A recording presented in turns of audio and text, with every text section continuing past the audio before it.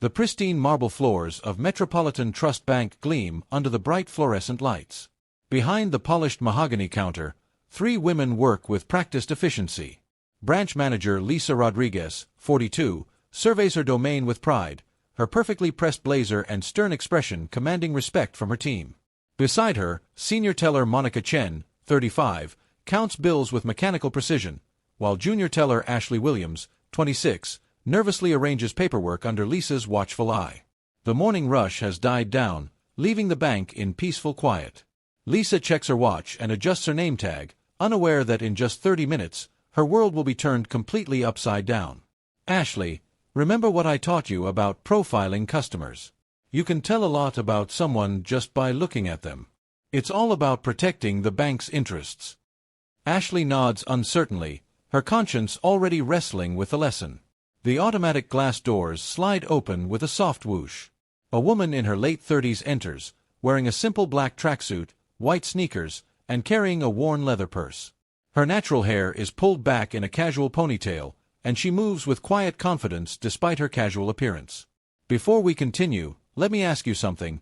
Drop a comment below and let us know where you're watching from.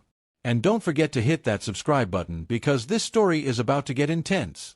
Dr. Amelia Thompson approaches the counter, her expression calm but determined.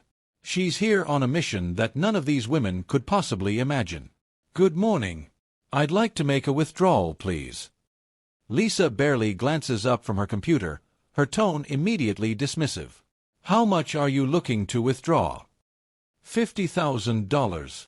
The number hangs in the air like a challenge. Monica stops counting bills mid-stack, and Ashley's eyes widen. Lisa's head snaps up, her expression shifting from indifference to suspicion in an instant. 50,000. Ma'am, are you sure you have the right bank? I'm quite sure. My account number is 47892155001. Lisa's fingers fly across the keyboard, her frown deepening with each keystroke. When the account information appears on her screen, her face goes pale, but she quickly recovers, her expression hardening. I'm going to need to see multiple forms of identification.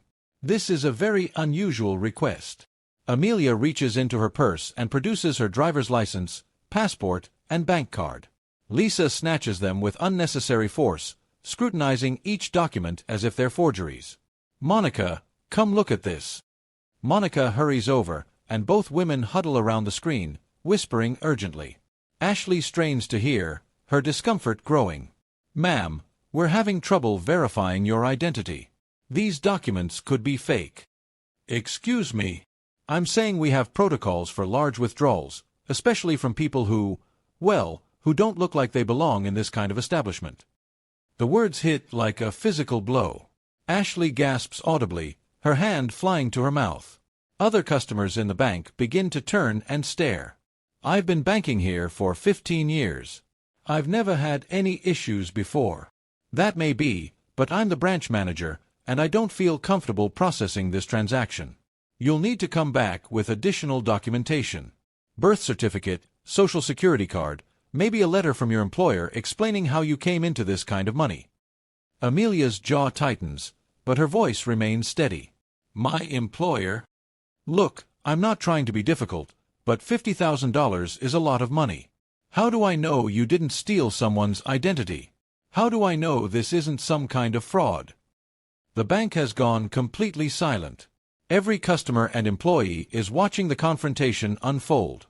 Ashley looks mortified, Monica stands with her arms crossed defensively, and Lisa puffs up with false authority. Ma'am, I'm going to have to ask you to leave. If you continue to cause a disturbance, I'll have to call security. A disturbance? I'm trying to access my own money. Your alleged money. I don't believe for 1 second that you legitimately have $50,000 in this bank. People like you don't just walk in here making demands. People like me. You know what I mean. Now please leave before I have to take further action. Amelia stands perfectly still for a moment, her eyes moving from Lisa to Monica to Ashley. Then, slowly, she reaches into her purse and pulls out her phone. I think there's been a misunderstanding. I'm going to make a quick call. Ma'am, you need to leave now. But Amelia is already dialing. The call connects immediately. Hello, James. It's Dr. Thompson. Yes, I'm at the downtown branch right now. I need you to come down here immediately with the legal team. Yes, all of them. We have a situation. She hangs up and looks directly at Lisa. My attorney will be here in 10 minutes. I suggest you prepare yourself. Lisa scoffs, but there's a tremor in her voice now. Your attorney? Lady, you can call whoever you want. It won't change the fact that you're trying to commit fraud. Ms. Rodriguez, isn't it? I can see your name tag from here. I want you to remember this moment. Remember how you felt when you looked at me and decided I wasn't worthy of basic respect. Remember how you assumed I was a criminal based on nothing but my appearance. I don't have to listen to this. Actually, you do. Because in about 5 minutes, you're going to learn something very important about assumptions. The bank doors open again, and 3 men in expensive suits stride in with purpose. The lead attorney, James Patterson, surveys the scene with sharp eyes. Dr. Thompson, I came as quickly as I could. What seems to be the problem? Mr. Patterson, I'd like you to meet Lisa Rodriguez, the branch manager who just accused me of fraud and refused to process a legitimate withdrawal from my own account. James's expression darkens as he processes the information. I see. Ms. Rodriguez, I'm James Patterson, attorney for Metropolitan Trust Bank. Are you aware of who you're speaking to? Lisa's confidence wavers, but she doubles down. I don't care who she claims to be. I was protecting the bank's interests.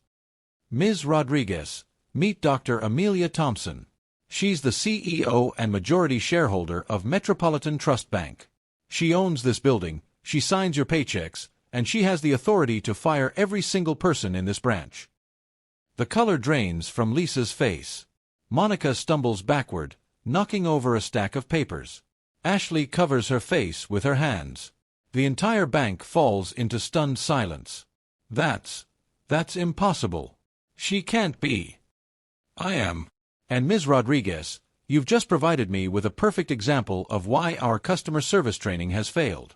You looked at me and saw a threat, a criminal, someone who didn't belong. You never saw a customer, a human being, or heaven forbid, your employer.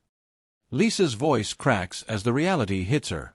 Dr. Thompson, I had no idea. I was just... You were just what? Following protocol? Protecting the bank?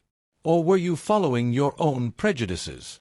The branch has become a theater of accountability.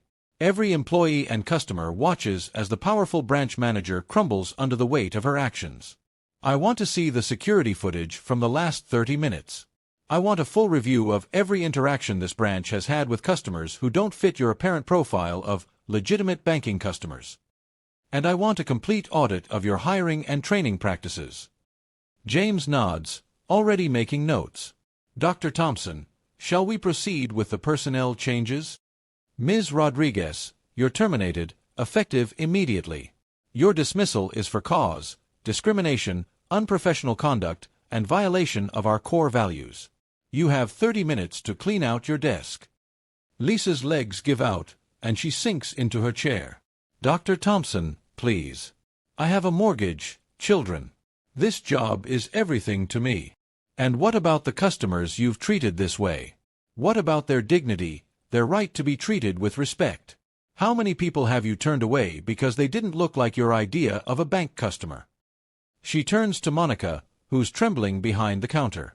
Ms. Chen, you stood by and watched this happen. You participated in the discrimination.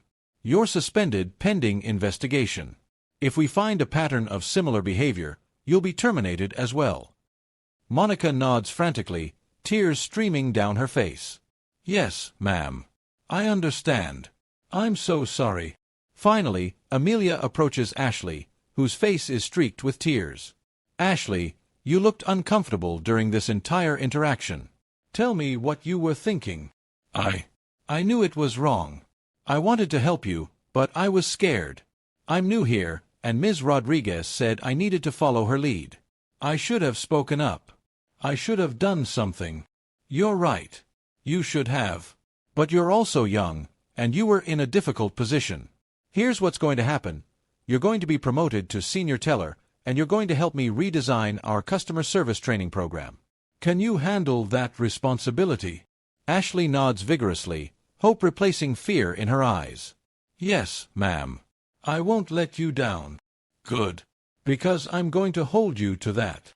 Amelia turns to address the entire branch, her voice carrying to every corner of the room.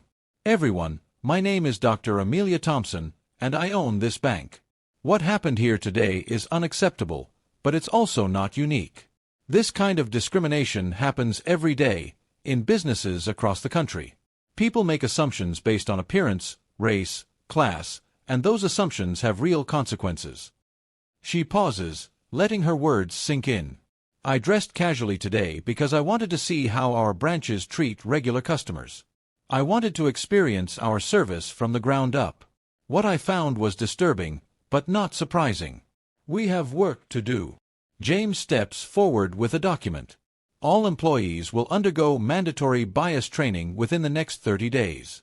We're implementing new protocols for customer service, and we're establishing a direct hotline for reporting discrimination. Anyone who experiences or witnesses unfair treatment can contact corporate directly. Lisa, now escorted by security, stops at the door. Dr. Thompson, I'm sorry. I really am. I let my prejudices cloud my judgment. I know it doesn't change anything, but I want you to know that I'm sorry. Ms. Rodriguez, I appreciate your apology. But sorry doesn't undo the damage. Sorry doesn't help the customers you've mistreated. Use this experience to become better.